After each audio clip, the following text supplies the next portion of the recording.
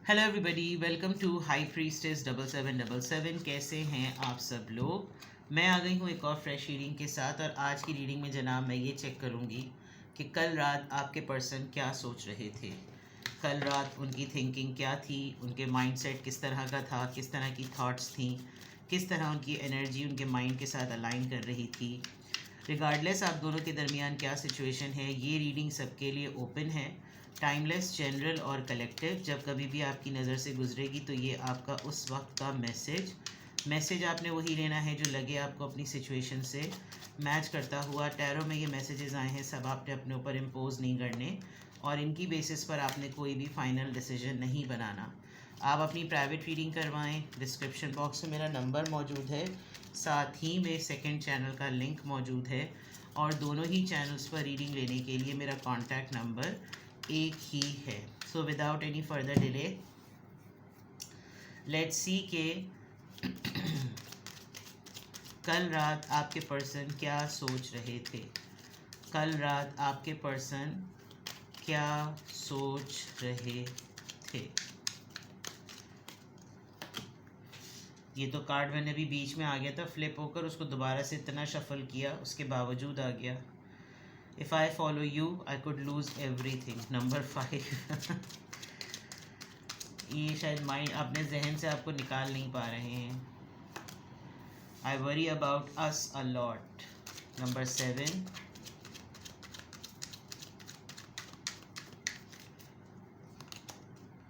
You are so beautiful, why did you need me. Oh, if I ask you to stay would you leave. Wait, अच्छा, किसी ने शायद आपको telepathically pick कर लिया है, क्योंकि कल मैंने रीडिंग की थी शुड यू स्टे और शुड यू मूव ऑन, तो उसके अंदर तो क्लियर आंसर था। अब ऐसा लग रहा है कि आपकी एनर्जी को आपके पर्सन ने सेंस कर लिया है। टेलीपैथिकली आपने वो डिसीजन वाइब उनको भेज दी है, क्योंकि आज ऐसा लग रहा है कि जैसे कल रात वो इस बारे में सोच रहे थे, आपने कोई ऐसा टेक्स्ट मैसेज किया है, कोई ऐसी नरेशन सेट की है, कोई ऐसा नैरेटिव ज़रूर सेट किया है जिसकी वजह से उन्होंने ये सेंस कर लिया है कि अब आप स्लोली ग्रेजुअली डिटैच होने का प्लान कर रहे हैं। मुझे ऐसा लग रहा है इन कार्ड से। अगर तो आपने रात में एक्टिविटी की है तो वो आपकी इस कन्वर्सेशन को सेंस करके रात भर क्या सोचते रहे, उसमें कुछ कुछ ऐसी चीज़ें नज़र आ रही हैं कि इनको, अगर इन्होंने कुछ आपको ऐसे साइंस दिखाए थे कि ये आपसे डिटैच होना चाह रहे हैं, या आपसे अलग होना चाह रहे हैं, ये आपके साथ चलना नहीं चाह रहे, तो ऐसा लग रहा है कि इनको शायद को डिपेंडेंसी बहुत क्विकली फील हो गई। कि अगर ये आपको फॉलो करेंगे तो हो सकता है जो उनका रेगुलर रूटीन है, जो उनके एम्बिशंस हैं, जो उनके गोल्स हैं, वो इनके हाथ से शायद छुटते हुए नज़र आए। ये उसको फोकस नहीं कर सकेंगे क्योंकि डिस्ट्रैक्शन एक एक्सट्रीम लेवल की हो रही है। दूसरा, इनको बहुत ज़्यादा फिक्र भी होती है कि अगर ये चीज़ हो भी गई तो फिर होगा क्या, क्योंकि मुझे तो बहुत ज़्यादा फ़िक्र है अपनी और इसकी, अपने रिलेशनशिप के फ्यूचर की बहुत ज़्यादा फ़िक्र है, ये बात नज़र आ रही है। Secondly, you are too good to be true, you are too good as an appearance. आप बहुत ज़्यादा खूबसूरत हैं, चाहे मेल हो या फीमेल। और फिर ये उस पर क्वेश्चन भी करते हैं कि इतना अपीलिंग पर्सन होने के बावजूद, इतना गुड लुकिंग होने के बावजूद, इतनी तमाम चीज़ें फेवरेबल होने के बावजूद इसको मैं क्यों चाहिए हूँ। ये बात इनकी रात में जहन में बहुत ज़्यादा आ रही थी। फिर इन्होंने एक तरीके से एक अपने जहन में सवाल बनाया है कि अगर मैंने इससे ये बात पूछी कि अगर मैं तुम्हें रुकने का कहूँ तो क्या तुम फिर भी चली जाओगी या चले जाओगे। बिकॉज़ रात में जो कंक्लूडिंग नोट पर ये अगर इन्होंने नींद पूरी की है या जो भी कुछ किया है, they will ask you to wait. अब दैट्स कम्प्लीटली योर चॉइस कि क्या होगा। बट कल रात आपके पर्सन की थिंकिंग का थॉट प्रोसेस ये था कि वो सेंस कर रहे हैं कि आपकी तरफ से ये चीज़ें प्रेप हो रही हैं। आप दोनों के दरमियान जिस तरह का मामला चल रहा है, ऐसा लग रहा है कि ये चीज़ें प्रेप हो रही हैं, और प्रेप होने पर ये हो सकता है कि कल रात उन्होंने इस बारे में बहुत सोचा हो कि अगर उसने मुझसे इस तरह के क्वेश्चंस करे तो मेरी तरफ से क्या जवाब आना चाहिए, मेरी तरफ से क्या होना चाहिए है। ठीक है, नाउ लेट्स सी। यहाँ तक तो ये चीज़ हो गई। टैरो से इसको मज़ीद क्लैरिफाई करते हैं। कल रात आपके पर्सन क्या सोच रहे थे। कल रात कल रात वो क्या सोच रहे थे। Think about your person, think about your person. Think about your person. कल रात आपके पर्सन क्या सोच रहे थे? इतने सारे cards, magician, 5 of wands and emperor. Single father हो सकते हैं ये, फादर के साथ 2 बच्चे वहाँ पर हैं। Very influence personality, very powerful politician, manipulative mindset, बहुत अपने रिसोर्सेज को, अपनी पावर्स को, बहुत ही हाई प्रोफाइल पर्सन लग रहे हैं। इनकी कम्युनिकेशन स्किल्स बहुत अच्छी हैं। ये अपने किसी प्लान के साथ, ऐसे प्लान के साथ जिसमें हो सकता है आप दोनों का रिलेशनशिप इस तरह का है जिसमें फैमिली जो है वो इनको सेटल होने का मार्जिन नहीं देती। ये अपने लिए अगर कुछ करना चाहें तो फैमिली में सब लोग बहुत ही ज़्यादा अटेंशन सीकिंग पे आ जाते हैं और इनका रोल थोड़ा सा डिफरेंट है। ये अपने किसी फैमिली के 2 मेंबर्स के लिए बहुत ज़्यादा कंसर्न है, इसलिए ये सोचते हैं कि अगर मैंने अपने लिए कुछ किया तो इन दोनों का क्या होगा। अब ये पेरेंट हैं, बच्चे हैं, सिबलिंग हैं, जो भी है, मैरिड है ये पर्सन या अनमैरिड है, तो थोड़ा सा ये है कि ये इनको ना कुछ लोग ऐसा फील कराते हैं कि अब इस पोजीशन पर आने के बाद भी तुमको इन सब चीज़ों की ज़रूरत है। तो ये कुछ इस तरह का भी सोचते हैं। बुली होने में, कमेंट्स रिसीव करने में इनको थोड़ा सा प्रॉब्लम होता होगा। इनकी फैमिली के इश्यूज़ बहुत ज़्यादा हैं और ये हर जगह अपना सिक्का जमा लेते हैं। कल रात ये यही बात सोच रहे थे कि हर जगह मेरी बात जो है वो चल पड़ती है, नहीं चल पड़ती तो अपने वालों पे ही नहीं चढ़ पड़ती। मैं अपने ही वालों के ऊपर डिक्टेटरशिप अपनी नहीं कर सकता, मैं अपने ही वालों को नहीं समझा सकता। सामने वाले ऐसे बढ़कर आते हैं कि मैं उनके साथ आर्ग्यूमेंट्स और कॉन्फ्लिक्ट में ही मेरा होना होता है। हो सकता है ये सबसे कल रात को नाराज़ भी हो गए हों।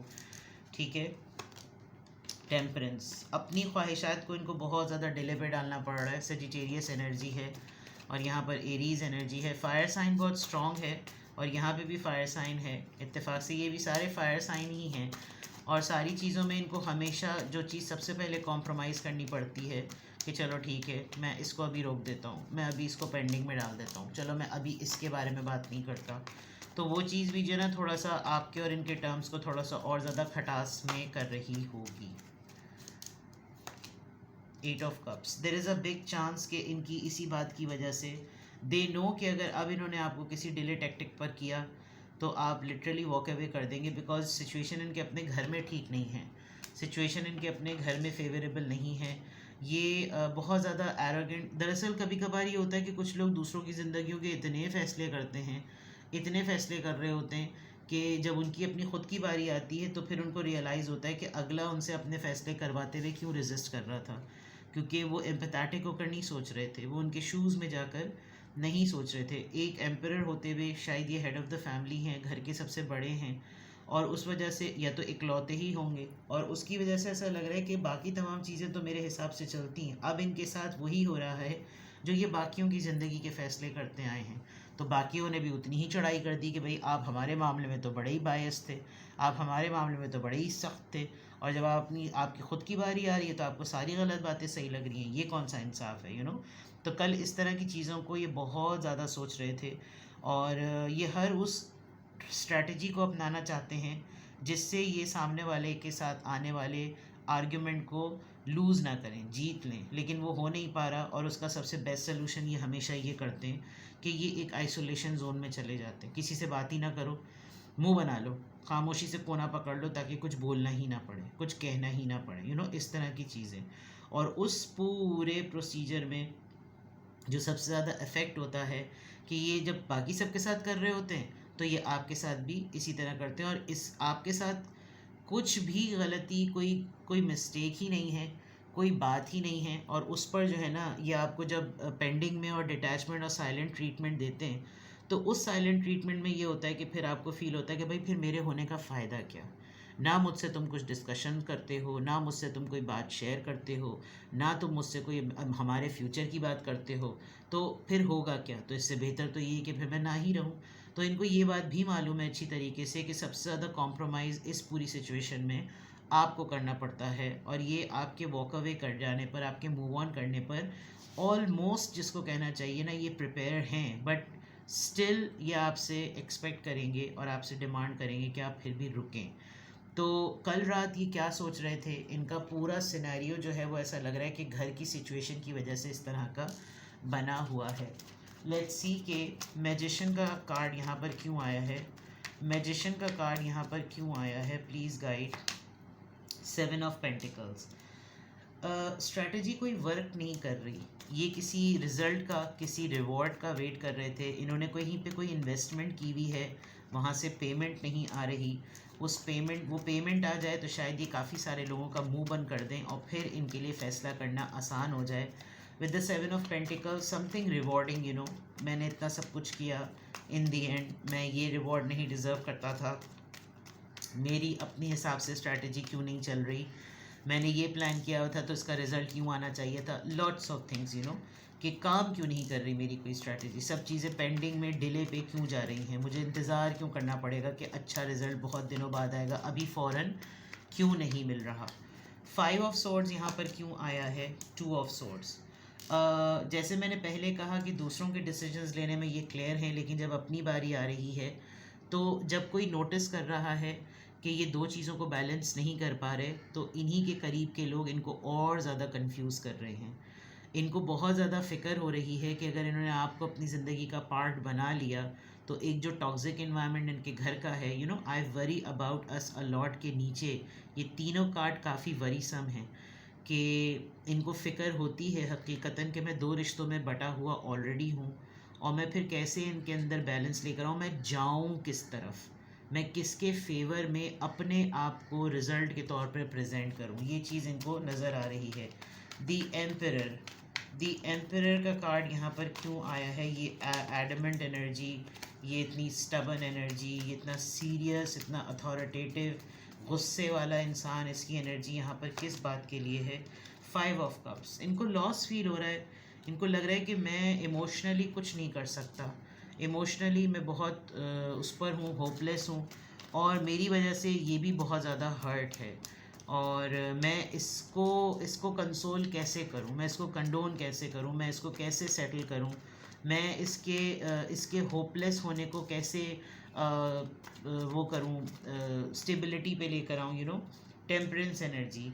अभी जो ये आपको डिले टैक्टिक पे डालेंगे, आप शायद इनकी साइलेंट ट्रीटमेंट पे ख़ुद भी अब साइलेंट हो गए और आपकी साइलेंस से ही ये ज़रा ज़्यादा डर रहे हैं और इनको इसीलिए ऐसा लग रहा है कि आप कोई फ़ैसला ले लेंगे या आपने कोई फ़ैसला ले लिया है।